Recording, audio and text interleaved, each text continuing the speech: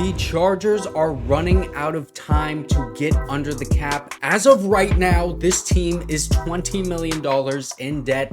Obviously, that's going to change. It has to change by Wednesday at, I think, noon Eastern. But the Chargers still have the four biggest names on their roster right now: Keenan Allen, Khalil Mack, Joey Bosa, and Mike Williams. No news has come out yet about the possible trades or cuts that we're going to see. I am going to be on Bleacher Report live at 11 a.m. West Coast time, LA time, on Thursday. So if you want to see that, make sure to download the Bleacher Report app. I will be live. I hope to see you there. That's going to be exciting. But today we're going to talk about what is going to happen and what the heck is Joe Hortiz doing? What is taking so long? So the trade market as of right now, it has changed. With these edge players, I think the 49ers were one of the teams that we were all looking at. The connection was there, right? With Joey Bosa going to the 49ers. Nick Bosa is there. His mom even tweeted, "Oh my gosh, I want my boys to play together," something like that on Instagram. Everyone kind of wanted to see that. Brandon Staley is the coach there. I think he's assistant head coach. So the possible reunion was looking good, but I don't think it's going to happen anymore because of the moves that the 49ers have made so far in free agency. They signed some athletic edge players rather than going for the older, kind of risky option of Joey Bosa. Let's be honest, it's not a sure thing. The 49ers signed Yetur, Gross-Matos, and Leonard, Floyd. Those are both athletic guys that have a lot of bend to them. They're not a sure thing edge rusher wise, but you know what? The Niners, they had those guys. That's who they're going with. Brandon Staley, the connection is there with Leonard Floyd. Obviously, he was there with the Bears, also with Khalil Mack with the Bears. So the connection, we had it there with Joey Bosa and Brandon Staley, but Brandon Staley goes for the other man in Leonard Floyd, the cheaper option that you don't need to send any draft capital for, and you're not going to be paying a lot of money because that cap hit for Joey Bosa, if it doesn't work out, you're going to look, you're not going to look good. And then another option was the Texans. Joey Bosa or Khalil Mack could be traded to the Texans. They're a contending team. Look what they did in free agency. They just signed Danielle Hunter to a very big contract, a lot of big money. They ended up losing Jonathan Grenard, which is what I predicted, but they filled that gap with Danielle Hunter. So he is out. The Texans, they're not going to trade for Mike Williams or any of our edge players. And then you look at the Patriots. The Patriots have been rumored to want Mike Williams. That report came out this morning. When you look at the receiver market, they lost Devontae Parker in free agency, but they did make a move for a wide receiver. They just signed Kendrick Bourne for 3 years, $19.5 million. That is actually less than what Mike Williams is on as a cap hit right now. If the Chargers want to make that move with the Patriots still, it's probably going to be for like a conditional pick, maybe a conditional sixth, but conditional 7th round pick, anything that you can get out of him. The Patriots need a true X wide receiver. I think Mike Williams can give them that. And listen, they're going to have that 3rd overall pick. That is very likely to be Jaden Daniels from LSU. So you give Jaden Daniels a jump ball wide receiver like Mike Williams. He's like the best in the biz at jump balls.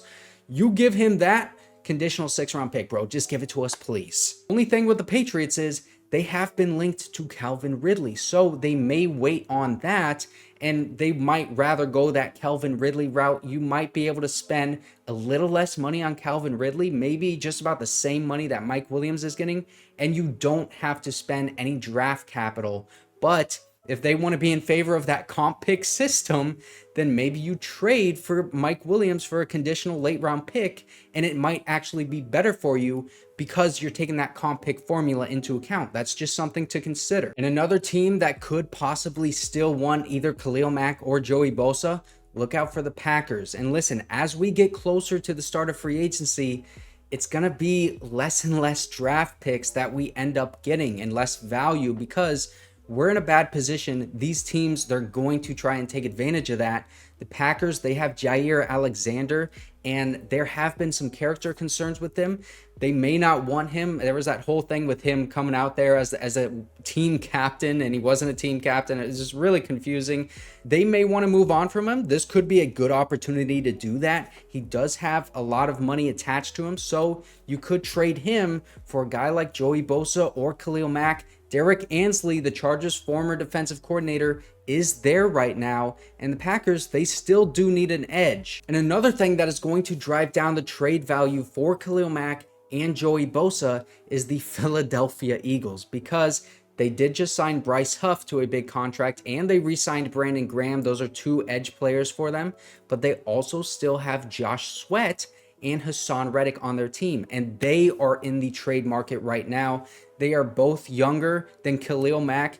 Joey Bosa is kind of in that same realm as what Hasaan Reddick is, but that just the fact that they are in the trade market and they are available, that's going to bring the value down of our guys, because now other teams have options there at less money, but obviously they're not as good as Khalil Mack. So if you want the premier edge rusher, it is still Khalil Mack. If you want to take a flyer on a guy that has shown he can be a very valuable player, but he does have a little bit of a cap hit, he's getting up there in age, and he does have some character concerns, you're going to go for a guy like Joey Bosa. If you want a little more of a sure thing, but not up to that level of Khalil Mack, you would probably go for a guy like Hasaan Reddick. And if the Chargers really want to get the max value out of these players, what they could do is just wait until after the NFL league year begins with this free agency. Like I said, it is tomorrow, and they could take on some of that cap hit that some of these players have to help that trade value. This is what Daniel Jeremiah said,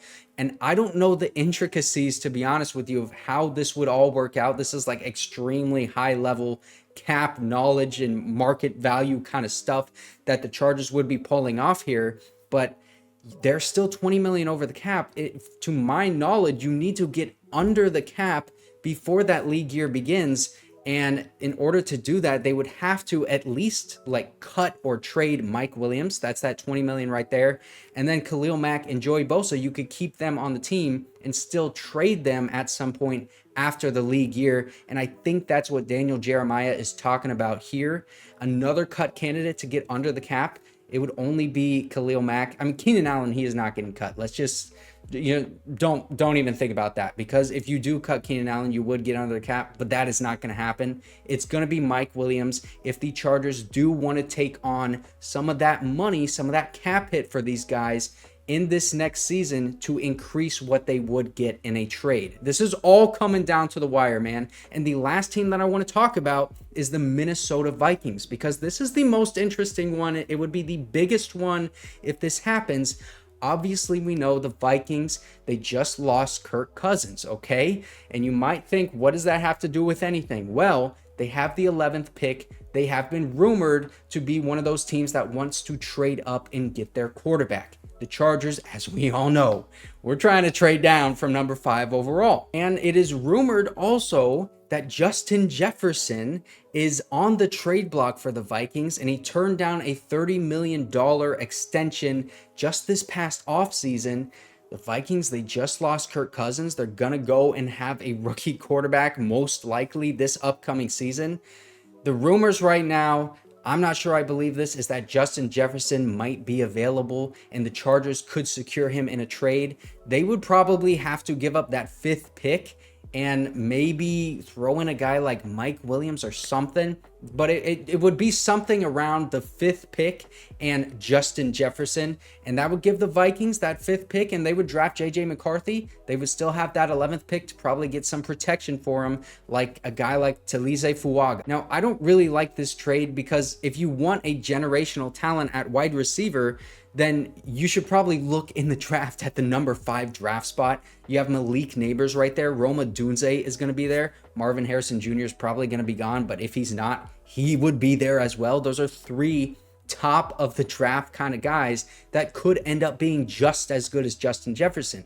Yes, Justin Jefferson is that sure thing, but he's not going to be on that rookie contract. That rookie contract is so valuable. That's why these teams are drafting those premier players in the top end of the first round, like tackle, the offensive line, wide receiver, quarterback. These are premier positions that get paid a lot of money, and you want to have good players on a low rookie contract deal. So it doesn't make sense to me to trade the 5th pick, which you have a premier player like that. You don't trade that pick to get a guy like Justin Jefferson, who you're going to have to pay big money to, like, immediately. Yes, it would be awesome to have Justin Jefferson and Keenan Allen for this offense and Justin Herbert, but look at what we're trying to do with this offense right now. We already signed Gus Edwards. We already signed Will Dissly. We're going to be signing some more depth on the interior offensive line.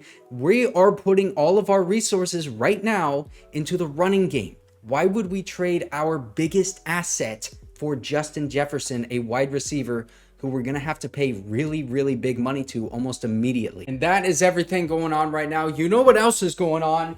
I am giving away this PS5. All you have to do is click on the sign up link in the description and use my code McLane, MACLANE, to create your Underdog account. You have to deposit at least $10 in order to be entered into the giveaway, but you can deposit up to $100 and get all of that matched back. You don't need to spend any money if you don't want to. You don't need to make any plays, but you do have to deposit at least $10 in order for me to see you and enter you into the PS5 giveaway. Thank you guys so much for watching. I don't even know what's happening right now with the Chargers, bro. I can't believe that nothing has happened yet.